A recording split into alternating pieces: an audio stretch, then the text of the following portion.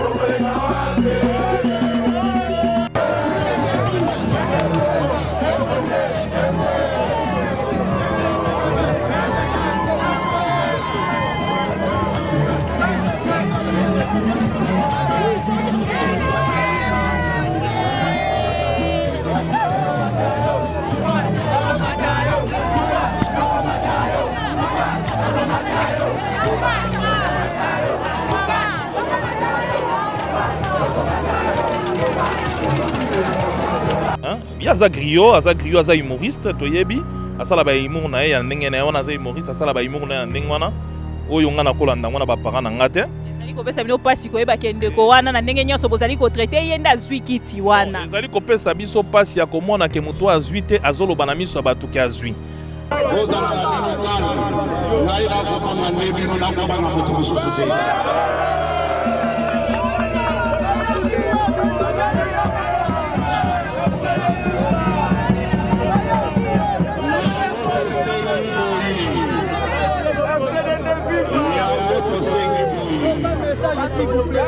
Pour constituer une toute petite délégation de quelques personnes, extrêmement mobilisés et toujours très vigilants. Balamba biso na makambo na bango ya mbilinga te.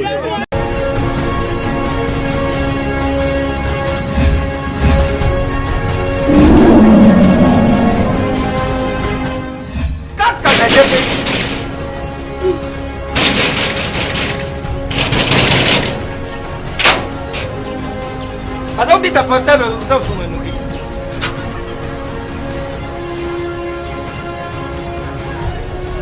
Isso é c'est vite. Ah merci. CPX. CPX ici c'est la Dacia. CPX c'est Dabaka.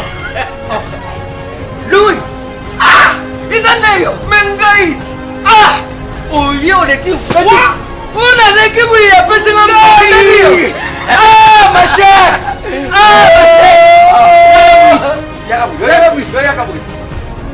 Ah! Ngane lobi oyo biso to mesana kanda te awa mutu nyonso soka koti abimaka de service. mais ma chère CPX. oh ils allaient GPX 10 ans de service. 10 ans de service. Numéro 1 na makambo akotinda biloko uta Londres pe Kisasa. Batate ebele bakufi batali na sama bele. Oh soku namsi bango bandu yuka moko likamu na ye. Izali na bajansi msusu bazala cause ya bamatanga msusu. Ah! Tangu na yuka kiri sorile GPX mbala moko. Na Kisasa adresse na biso ezali moko na Lopoli 73. Ah parti place tozali facile na Londres kuna ezali kaka na esika stade ya Tottenham ezalaka ndinga. Esika bana na biso bazali. Et puis boko senate CPX eza kaka moko boyo badongola miso busakewa buti badesode bukei busali makambo ya bino badesode bukomoruka bubibisa répétition ya GPX. réputation phénomène de réputation anaeba constipation. GPX numéro 1 ya fête congolais na Londres.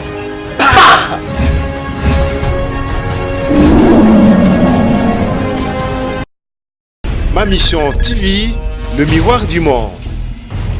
Ma mission TV, le miroir du monde, vous êtes nombreux à nous suivre de partout. L'actualité oblige, voilà pourquoi on revient encore aujourd'hui avec d'autres actualités pour...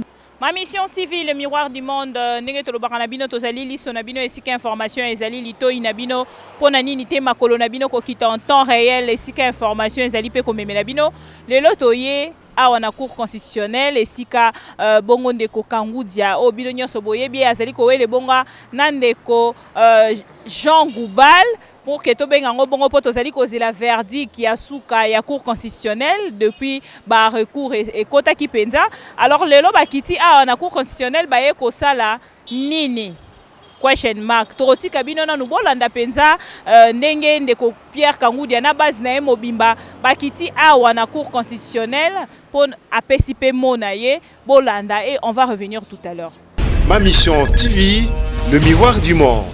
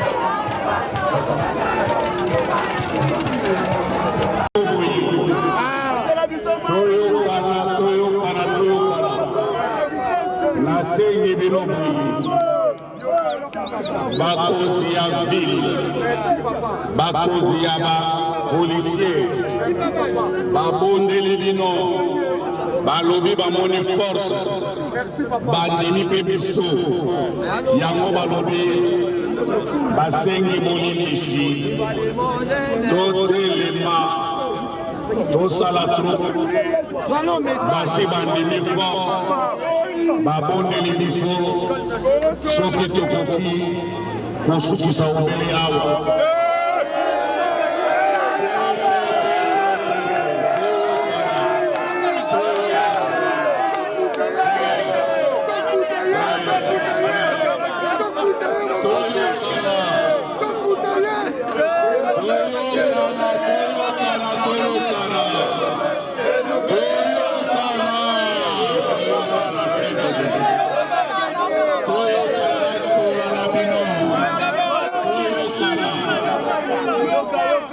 Bato nyonso bamoni force pasi nazalia nango awa po ngai nazali membre ya gouvernement membre du gouvernement, nazali na devoir de réserve.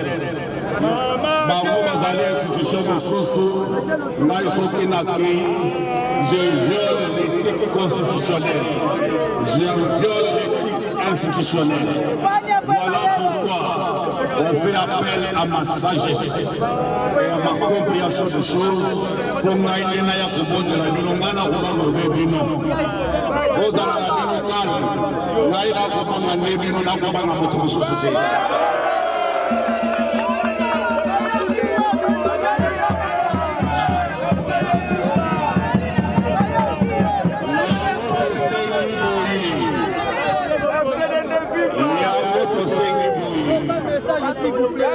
Pour constituer une toute petite délégation de quelques personnes.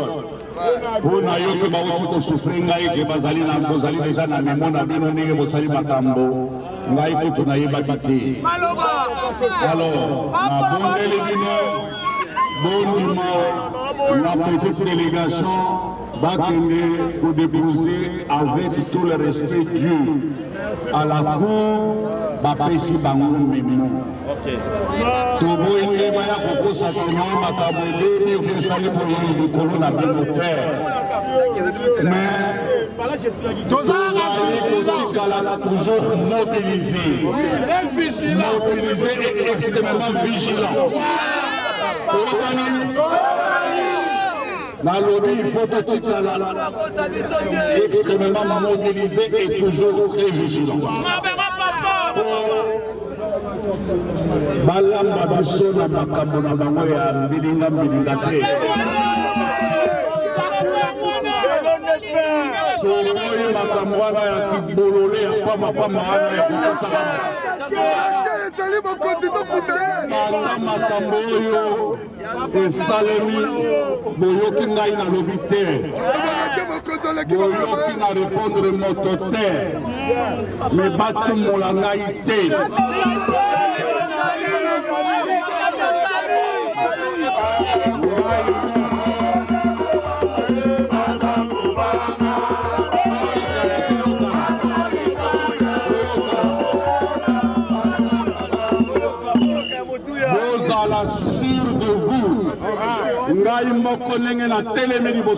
Je suis déjà toute une force.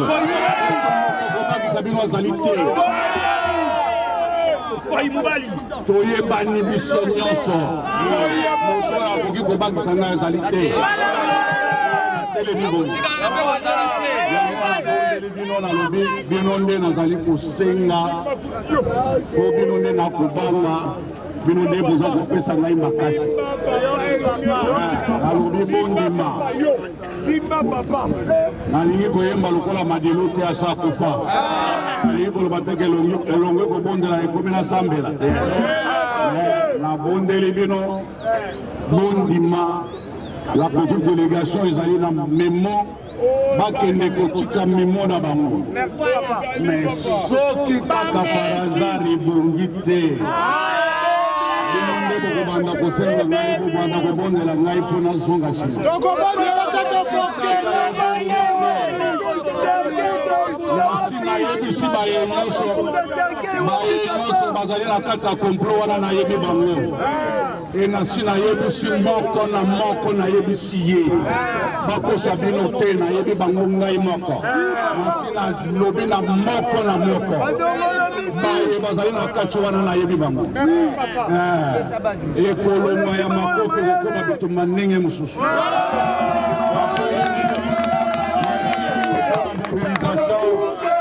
Nzambe abatela bino obokana nayebi te.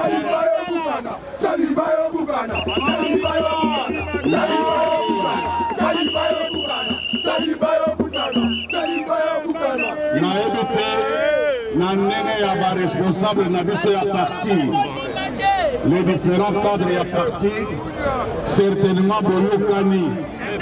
Nayebi te se boyokani ndenge nini. Donc toyaka lokola banzoye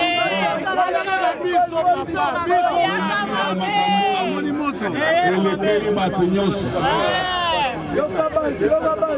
ndenge base boningisi lelo boyebi slogan il faut koyoka base boye te oyoka base il faut mpe ozala na base boye te sinon kobanda koyoka kaka bantembo yo moko osali merci mingi eza baa Ma mission TV bolandi bongo ndeko Pierre Kangoudia na base na ye olandi bino nyonso réaction ndeko Pierre Kangoudia mais ngana obina koleka na ndenge wana te sans nazwa ndeko mobali oyo tolekaki na ye dernièrement bino nyonso boyebi ya lobaki par rapport ya émission to salaki na ndeko Jean Goubal alors nalingaki nazwa pe lelo parce que biso nyonso toyebit na réseaux sociaux ndeko Jean Goubal esi azongeli siège na ye alors esali intimidation makasi na ngambo ya bandeko Pierre Kangoudia ndeko Patrick Kasali tozana ye awa déjà nalingi nazwa ye pendant quelques minutes na yebi ke ko déranger te na pesi mbote mbote mama minute tokozwa na ma mission TV ko déranger te problème ezate nga musala na nga ngwana ti koloba pona mokonzi biso ma mission TV tolobaka tozalaka pona moto te tozalaka pona bato nyonso tokendaka na PPRD tokendaka na UDPS tokendaka na ngambo pe ya bato ya Lamuka lelo pe tozana bino awa na ndeko Pierre Kangoudia cour constitutionnelle matata lelo boye na base mobimba bozali intimidé par nini ndenge ndeko Jean Goubal azongeli siège na ye mama émission to sala na la fois passée na banana pas koseka o pe na sekili sus ezali ndenge na te omoni soko zo seka soko za sur na yo koseka moto azalaka agité azala sur na ye te ngala ozalaki sur na bino lelo borokita na cour constitutionnelle omoni ezanga mususu photo sala to démontrer pe ba force na biso hein faut moko pe boye tolobi tomoni ke bato mo sakana mingi il faut to bandasko ko démontrer ba force na biso c'est-à-dire que to la ki sabatu mususu que toi na base omoni mutu o bozo benga bon mutu yo Jean Goubal Griot artiste musicien mboko na biso moi respect mokende maman est-ce que Griot za ofinga mutu oza journaliste ngana za communicateur est-ce que na mi bengi ministre hein il y a za Griot aza humoriste toyebi asala ba humour na ya ndenge na ona za humoriste asala ba humour na ndenge wana oyo ngana kolanda ngwana ba parents na ngate ezali kopesa bino pasi koyeba kende ko wana na ndenge nyonso bozali ko traiter yenda azwi kiti wana ezali kopesa biso pasi ya komona ke mutu azwi te azoloba na miso abatu ke azwi ezela na expliquer yo jour aliboso na yaka na yebisaka bino ke ndeko azalaki incapable ya ko produire ba preuve ke ya azwaki ça veut dire il était incapable de produire les PV lelo nazo yebisa yo ke ndeko aza incapable ya kolakisa base donc azwi deux KO ya KO ya liboso devant cour constitutionnelle parce qu'il n'a pas de preuves, il n'a pas de PV, il était mal organisé, il ne croyait même pas en son élection, donc il a répondu à chimère. Deuxième KO, Tolaki Sibino, Wana, base ya Moamba, seulement. Et puis, Wana Zaka, moi, échantillon, expliquons Deni Batola Bakomi Wana. Semaine passée, moi, torchon, moi, Baluka, liste, moi, Bazo Tambu, Sara, na réseaux sociaux, na journaliste, Moussou, hein, oh, ya Bino. O ba pona musala ezala na ngone na ninga salite ba bimisi pe bakomi ba article koloba keno ba longoli ndeko Pierre Kangoudia na kiti na ye ya député national ndeko Jean Goubal a reprendre na kotanga sukombo na ete bolimbisanga na yo lobela Pierre Kangoudia omoni eloko wana sikoyo est compliqué et comme on sala moi makelele biso tobi betango kara to beti yango kara mais base bandi makelele soko zala moninga na nga na Facebook omona samedi soir na bandi ko komela ba leader ya Kisenso ya Matete ya Lemba ya Ngaba ya Limete nazo ebisa bango bo calmer batu mokonzi lingi désordre te bo calmer batu mais ils étaient surchauffés ba Jansi Soloko ba Muchipai ba Zizingadi ba ya Lumusu donc je te dis ezala ki akoinda dimanche na vandi na ndako moto abengi ngai bisinga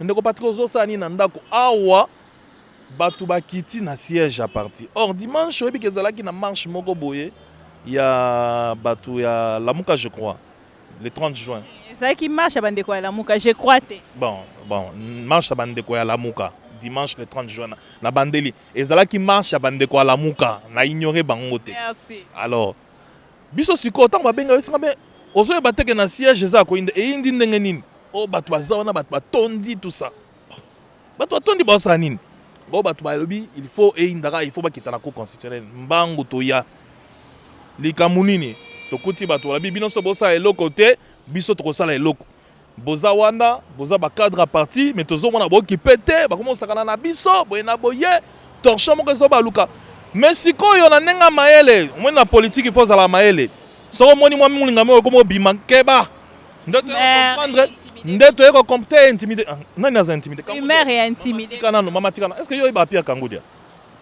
tala Olanda kiet alobi abangane mutute abangane base na ye mama nazo ebisa yo eloko wana tango ezobima bongo toyeko comprendre eza na banoko moko boye batata moko boye na nsima bazotindika moto azanga biceps kende mpona na ndenge ya Jean Goubal na ndenge ya ye moko Jean Goubal akotelema devant kangudia te ezala na base ezala na mayele ezala na parcours yokati nasilisa mama alors tango toyeko comprendre eloko wana tolobi boye barumeur ebandaka boye eza nde bacomplot biso eske faut dénoncer complot et puis non seulement dénoncer complot tozokoya koappuye cour constitutionnelle ndeko afingaka cour constitutionnelle te soki azalaki na raison cour constitutionnelle amoni kete ndeko oyo nde azalaki na raison okotinga na rappeler abi la honte cour prostitutionnelle mama nayebisaka yo na émission ya liboso ngabi aza na droit ya kofinga bajuge te wana eza bajuge c'est le sommet ya justice ya mboka na biso ana droit kofinga bango te alors toyebisi cour biso topesaki yo confiance au rendre arrêt na yo le 7 juin au réhabiliter mokonzi na biso parce que omonaki bapreuve ndeko yaki na bapreuve te mais tomoni eza na liste mo ezobaluka bazoloba ke euti bisika moko boye bazoexige bino bo appliquer yango est-ce que bakutanisaki bino na ndeko Jean Goubal mpo te bolobaki ayaki na bapreuve te mama est-ce que nani ayaki nanu kuna atindi avocat na avocat na document moko te avocat aza na preuve moko te mais eyebani omoni bainformation wana senga eju mosusu ayata na 130, 120, 120 PV, bon compter. 120 PV. Oyo ya ye. Aya nango. Bino bozwaki wapi? Biso. Ba PV tozwaki d'abord nous avons aligné plus de 2000 témoins. Ça veut dire que non tango élections aussi là, bazo récupérer ba PV. Ça c'est la première des choses. Deuxième chose, il y a des candidats de bonne foi o ba yebaki musala to salaki o ba monaki pe ba yebaki vérité, ba sengaki biso to kozwa ba PV. Donc il y en a ba PV o biso motozwaki. Départ nos témoins na bapeve mosusu bato mosusu bayeli biso bato ya botema malamu natanga mpe komo bato ya IDPS likambo monene ezali esika oyo tomoni base na bino mobimba motivé par de rumeurs parce que tozali biso nyonso na koyeba que cour constitutionnelle nano a rendre verdict ete bino bozali bato ya mayele comment bokotika base na bino parce que bino nde bogéraka base non cour constitutionnelle asi à rendre arrêt naye le 7 juin 2019 mais ça qui na erreur ya matériel cour constitutionnelle bazongeli cour constitutionnelle ayebiso ke non aza na erreur matérielle na kati ya verdict wana cour constitutionnelle ayebiso ke bino bongo bato bakoti ba non mais moto akoti recours bayebisi erreur matérielle il y a confondre erreur matérielle na makambo mosusu ake kuna cour constitutionnelle biso ke arrêt ya cour constitutionnelle eza irrévocable ndenge eza wana omani babiloko yango wana obertele tozala seri na mboko tata mokolo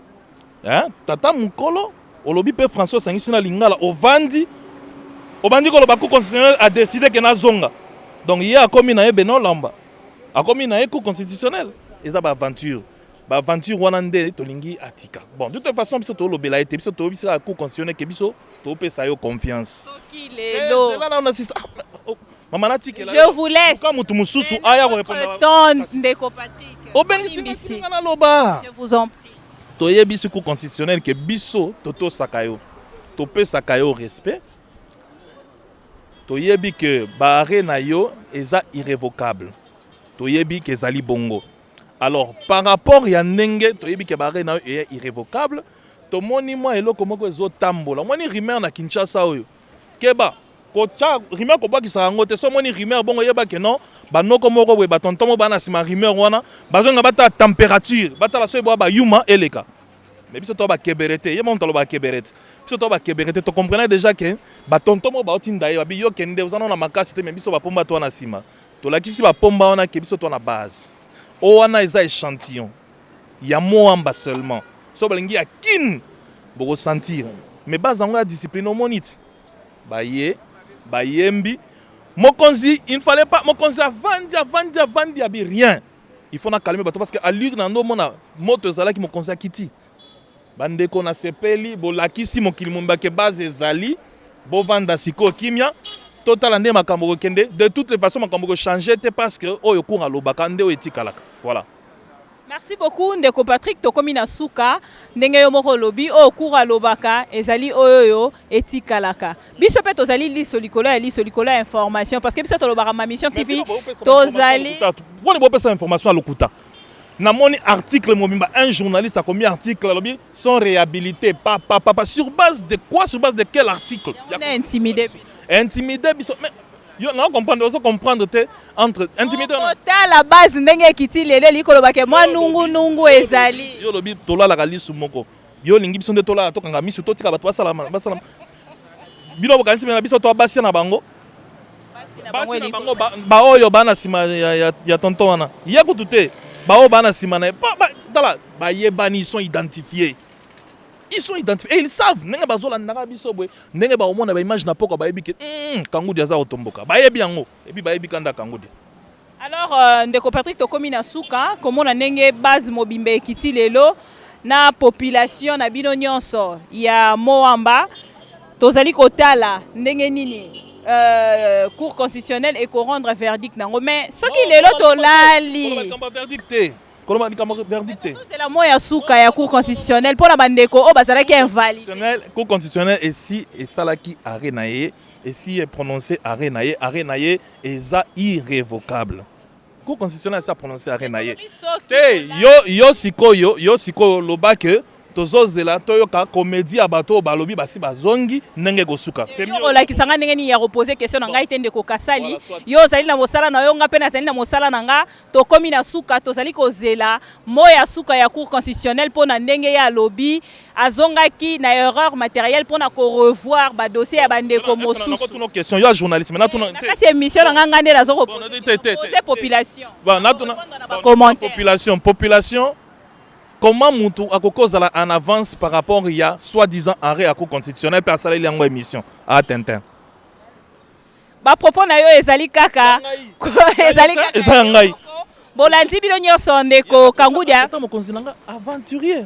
Bolandi bino nyonso ndeko Kangudia ensemble na base na ye lelo na cour constitutionnelle biso ma mission TV ndenge tolobaka tozali liso na bino esika information ezali lito ina bino pe makolo na bino nde tokitaki lelo na cour constitutionnelle tosaleli bino musala tozalaki na grande équipe ya ma mission TV merci beaucoup na Moïse derrière la caméra merci à vous tous le fidèle de TV botika la brancher parce que na ma mission TV c'est l'actualité to décevra binoté continuez de vous abonner à cette chaîne parce que Bibi Kapinga sera toujours là à votre service. À la prochaine.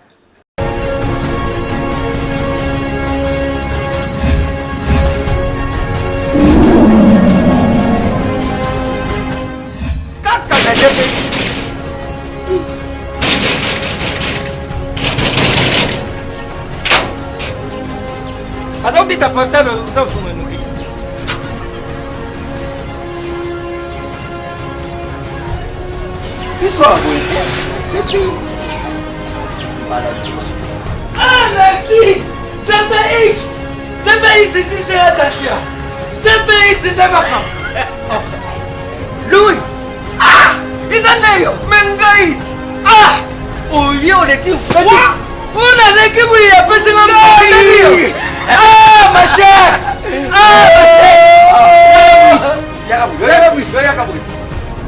ah ngale lobi oyo biso to mesana kanda te awa mutu nyoso soka koti abimaka de service mais ma chère CPX oyo izali CPX 10 ans de service numéro 1 na makambo akotinda biloko uta Londres pe Kisasa batate ebele bakufi batali na sama bele oyo soki ulamisi bango bandoyoka moko likambo na ye izali na baagence mosusu baza bacause ya bamatanga mosusu ntango nayokaki lisolo ya GPX mbala moko na Kinshasa adresse na biso ezali moko na Lopoli 73 place tozali facile na Londres kuna ezali kaka na esika stade ya Tottenham ezalaka ndinga esika bana na biso bazali et puis bokosana te GPX eza kaka moko boyo badongola miso buzakewa buti badesordre bukei busali makambo ya bino badesordre bukomoruka bubibisa répétition ya GPX réputation phénomène de réputation anayo baconstipation GPX numéro 1 ya fête congolais na Londres.